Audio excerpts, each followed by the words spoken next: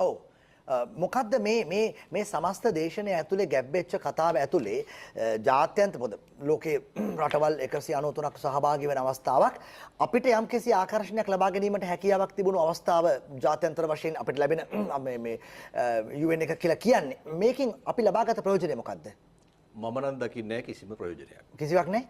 මම දැක්ක අර හඳුන්නෙත්ති නිතරම කකුල කටේ දාගන්න අමාත්‍යවරයා ඔහු කියනවා මේ ජනාධිපතිවරයාගේ කතාව අහලා ලෝකේ රාජ්‍ය නායකයෝ ගොඩාක් පැසසුමට වාජනය කළ අය මේ ආදි වශයෙන් මේක ගැන ඉතා උත්කර්ෂවත් අදහසක් පළ කරනවා.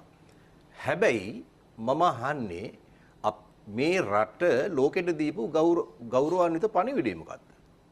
ලෝකයේ ගැටලු පිළිබඳ උදාහරණයක් හැටියට BRICS තියෙනවා. ඒ වගේ එකමුතුවක ලෝකේ නව බල කේන්ද්‍ර ගොඩනැගීමේ අවශ්‍යතාවය පිළිබඳව වචනයක් කිව්වද? දැන් මේගොල්ලෝ අර්ථකථනය කරගෙන ඉන්නේ Taman වාමාංශිකයි කියාගෙනනේ. දැකැත්තයි මිටියයිනේ මේ පසුබිමේ ගහගෙන ඉන්නේ. පළවත්ත කාර්යාලේ බිත්තියේ ඉන්නේ කාල් මාක්ස් එංගල්ස් ලෙනින්නේ. ඇමරිකානු තානාපතිනිය නිතර එතන ආව ගියේ එක වෙනයි. එතකොට මෙතන බොහොම පැහැදිලිව පේනවනේ.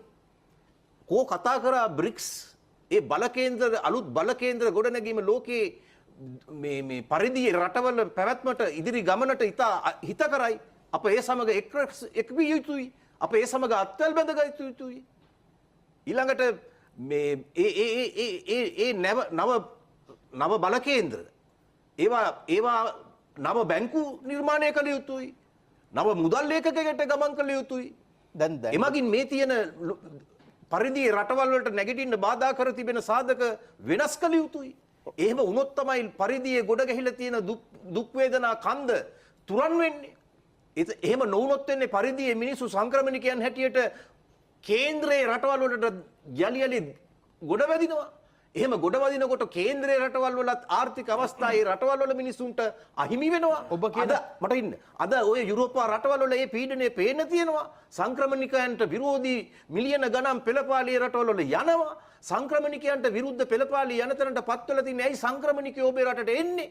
එන්න වෙලා තියෙන්නේ පරිධියේ රටවල් වල මේ තියෙන අර්බුදය නිසා. අර්බුදය ඇති වෙන්න මේ ප්‍රතිපත්ති කරගාගෙන යන්න සිද්ධ වීම හේතු වෙලා තියෙනවා. ඒ ප්‍රතිපත්තිය නැති කරන නව බල කේන්ද්‍ර නිර්මාණය කරලා BRICS වලට යෝජනා කරන්න ඕන. අලුත් බැංකුවක් අපේ වගේ රටවල් වෙනුවෙන් පිහිටවන්න. අලුත් මුදල් ලේඛකයක් ජාත්‍යන්තර ගනුදෙනු වලට හඳුන්වලා දෙන්න. මෙන්න මේකයි මේ රටේ රාජ්‍ය නායකයෙක් අද ගිහිල්ලා කරන්න ඕන කතාව. ඇයි ඒ පළල් ඒ කතාව? කොහෙද මේ කතාව තියෙන්නේ?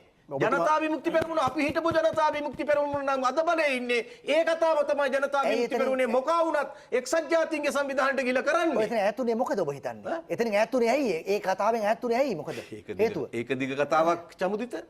මේ තමයි මේ ඇමරිකන් පපට්ලා. මේ ඇවිල්ලා මේ කවුද?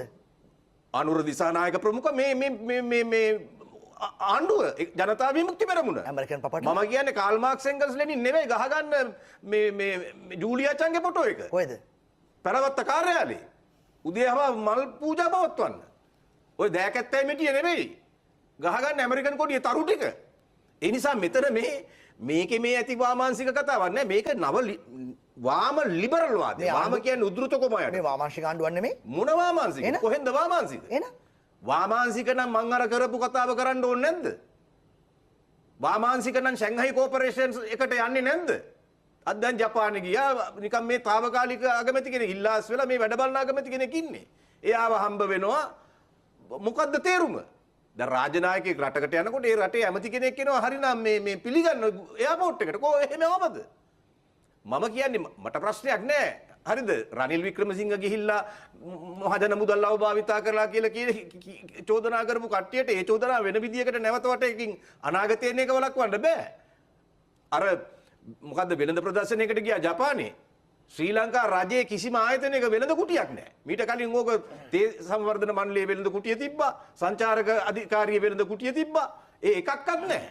අර හේ ඉන්න ලාංකිකයන්ගේ වෙළඳ කුටි ටිකක් තිබ්බා. එතකොට මේ රටේ රාජ්‍ය නායකයෙකුට තකහණියක් යන්නේ මොන කෙන්ගෙඩියකටද?